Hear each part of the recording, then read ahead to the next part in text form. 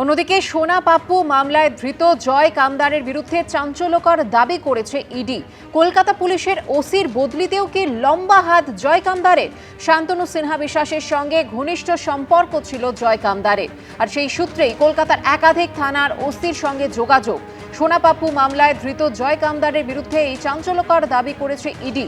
আদালতে পেশ করা নথিতে এই চাঞ্চল্যকর দাবি করা হয়েছে এনফোর্সমেন্ট ডিরেক্টরেটের তরফে। শান্তনু সিনহা বিশ্বাসের দুই ছেলের সঙ্গে লেনদেনের তথ্য পেশ করেছে ইডি। শান্তনু সিনহা বিশ্বাস, যিনি হচ্ছেন ডিসিপি, তার বাড়িতে টানা 21 ঘন্টা ইডি আধিকারিকরা তারা তল্লাশি চালিয়েছিলেন আপনারা জানেন, এবং সেই একই দিনে কিন্তু এই জয় এস কামদার, একজন ব্যবসাদার, সান এন্টারপ্রাইজেসের এমডি, তার বাড়িতেও চলে তল্লাশি। এই দুজনের মধ্যে দীর্ঘদিনের ঘনিষ্ঠতা ছিল। আদালতে নথি পেশ করে এমনটাই কিন্তু এনফোর্সমেন্ট ডিরেক্টরেট দাবি করেছে।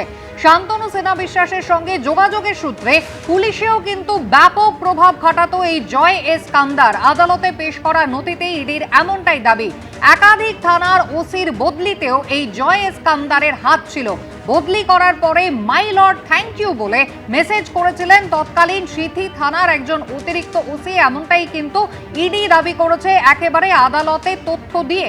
সোনা পাপ্পুর মামলায় যাকে গ্রেফতার করা হয়েছে সেই জয় এস কামদারের বিরুদ্ধে কিন্তু অভিযোগ, জয় কামদারের কাছ থেকে ডায়েরিতে চাঞ্চল্যকর নথি পেয়েছে ইডি, এমনটাই আদালতে দাবি করেছে।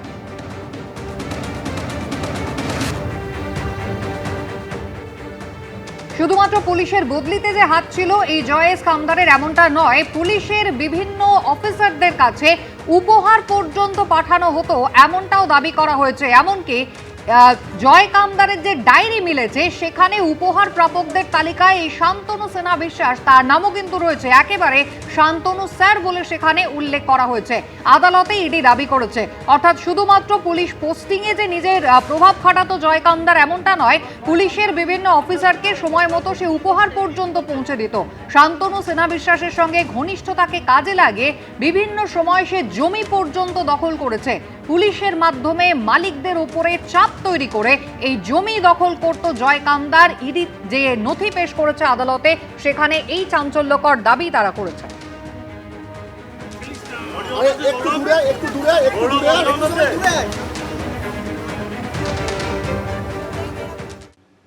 ঝাড়গ্রামে প্রচার শেষে দোকানে দাঁড়িয়ে প্রধানমন্ত্রী ঝালমুড়ি খাওয়াকে তৈরি করা নাটক বলে কটাক্ষ করলেন মুখ্যমন্ত্রী। মমতা বন্দ্যোপাধ্যায়কে বিজেপির পাল্টা প্রশ্ন, আগে থেকে কেউ ঝালমুড়ি বানিয়ে রেখেছিল, এটা কেউ দেখেছেন? এদিকে নরেন্দ্র মোদীর ঝালমুড়ি খাওয়ার পরদিনই নিজের প্রচারে ঝালমুড়ি বানিয়ে বিক্রি করতে দেখা গেল মদন মিত্রকে, জানিয়ে খোঁচা দিয়েছে বিজেপি। 10 रुपया देना है दुकान में आए सर। हाँ 10 रुपया देना है। नहीं भाई ऐसा नहीं। 10 টাকা কখনো পকেটে থাকেও না, কত নাটক। ভোটের মুখে নেতাদের কথার ঝাল তো টের পাওয়া যাচ্ছে আক্রমণ পাল্টা আক্রমণেই। এবার সেই রাজনীতিতে ঢুকে পড়ল ঝালমুড়িও। বিজেপির প্রচারে ঝাড়গ্রামে গিয়ে রবিবার শটান দোকানে ঢুকে পড়েন প্রধানমন্ত্রী নরেন্দ্র মোদী। কিনে খান ঝালমুড়ি। भाई हमें अपना झालमुड़ी खिलाओ। हाँ कितने का होता है आपका झालमुड़ी? 10 पीस। हाँ जो भी है बना दो। हाँ झालमुड़ी खाएगा? हाँ हाँ हाँ आप ऐसा खाते हैं, दिमाग नहीं खाते बस। হাতের ঠোঙা থেকে আশেপাশের মহিলা ও শিশুদেরও ঝালমুড়ি দিতে দেখা যায় প্রধানমন্ত্রীকে। সোমবার সেই ঝালমুড়ি পর্ব নিয়ে তীব্র কটাক্ষ ছুড়ে দিলেন মমতা বন্দ্যোপাধ্যায়। ঝালমুড়ি এসপিটিকে দিয়ে তৈরি করিয়ে 10 টাকা কখনো পকেটে থাকেও না, কত নাটক। 10 টাকা বের করে ঝালমুড়ি খাচ্ছে। বুঝুন, সেই ঝালমুড়িটাও নিজেদেরই তৈরি করা। আর যদি তৈরি করা না হবে তাহলে দোকানে ক্যামেরা ফিট আগের থেকে ছিল কি করে জিজ্ঞাসা করুন।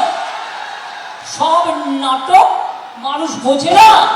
যে ছেলেটি তৈরি করছে তো সামনে তৈরি করছে, ও তো জিজ্ঞেস করছে কি কি দেব, তো কি আগে থেকে বানিয়ে তারপর আবার জিজ্ঞেস করেছে? এদিকে রবিবার নরেন্দ্র মোদীর পর সোমবারই ভোট প্রচারে বেরিয়ে নিজের হাতে ঝালমুড়ি বানাতে দেখা গেল মদন মিত্রকে। আগরপাড়া স্টেশনে ঘুরে ঘুরে ঝালমুড়ি বিক্রিও করতে দেখা গেল কামারহাটির তৃণমূল প্রার্থীকে। উনি যতবার এই মুড়ির দোকানে গিয়ে নাটক করবেন, পরের দিন থেকে আমরাও সকালবেলা বেরিয়ে মুড়ি খেতে থাকবো। এই যে মুড়ি খেতে খেতে উনি বললেন যে প্রতিশ্রুতিগুলো, 2 কোটি টাকা 15 লাখ ওদের 2 কোটি চাকরি, 15 লাখ ক্যাশ, 3000 করে ব্যাংকে, আজ পর্যন্ত একটা সত্যি কিছু হয়েছে? মদন বাবুকে বলবো এটুকুই যে আজকে ঝালমুড়ি বিক্রি করছেন ভোটের প্রচারের জন্য, এরপরে সত্যিই ঝালমুড়ি বিক্রি করতে হবে। দিদিমণি তো পুরো পার্টি থেকে সাইড করে দিয়েছে, মাল কামানো তো বন্ধ হয়ে গেছে। মোদি এলে না খাউঙ্গা না খানে দুঙ্গা করবো আমরা। এর আগেও ঝালমুড়ি রাজনীতির সাক্ষী থেকেছে পশ্চিমবঙ্গ। 2015 সালে ভিক্টোরিয়া মেমোরিয়ালের সামনে একসঙ্গে ঝালমুড়ি খেতে দেখা গিয়েছিল মমতা বন্দ্যোপাধ্যায় ও তৎকালীন বিজেপি সাংসদ বাবুল সুপ্রিয়কে। পরে সেই বাবুল সুপ্রিয় বিজেপি ছেড়ে তৃণমূলে যোগ দেন। তবে পশ্চিমবঙ্গের রাজনীতিতে সেই ঝালমুড়ি তরজা ফিরল নতুন অবতারে। সমীরণ পাল, অর্ণব মুখোপাধ্যায় ও মুন্না আগরওয়ালের রিপোর্ট, এবিপি আনন্দ। কামারহাটির এবার সিপিএম প্রার্থী মানস মুখোপাধ্যায়। প্রচণ্ড গরমের মধ্যেই চলছে প্রচার, দিনভর চলছে জনসংযোগ। আর তার ফাঁকে কি খাচ্ছেন সিপিএম প্রার্থী, খোঁজ নিল এবিপি আনন্দ। দীর্ঘদিন ধরে রাজনীতির ময়দানে এবারে লড়াইটা সহজ নয়। তীব্র গরমের মধ্যেই চলছে দৌড়ঝাঁপ, কিন্তু তাই বলে শরীরকে তো আর অবহেলা করা যায় না। শরীরকে ফিট রাখতে নিয়ম মেনেই খাওয়া দাওয়া সারছেন কামারহাটির সিপিএম প্রার্থী মানস মুখোপাধ্যায়। পঞ্চমবারের মতো বিধানসভা ভোটের লড়াইয়ে কামারহাটির সিপিএম নেতা মানস মুখোপাধ্যায়। গোটা এলাকা তার হাতের তালুর মতো চেনা। এই চরিত্রের দাবতা উপেক্ষা করে তিনি এলাকা চষে ফেলছেন। সেই কারণে যেমন প্রত্যেকবার মানে নির্বাচনের আগে আলাদা করে কোনো নতুন মেনু নেই। দুপুরবেলা ভাত, উচ্ছে ভাজা, পনিরের তরকারি, ছোট মাছ, তেলাপিয়া মাছ, এভাবেই তিনি মধ্যাহ্নভোজ সারেন। সকালে সাধারণত বেশিরভাগ দিনই হচ্ছে ওটসের রুটি, বাড়িতে তৈরি একটু ছানা আর একটু সামান্য ফল, ব্যাস।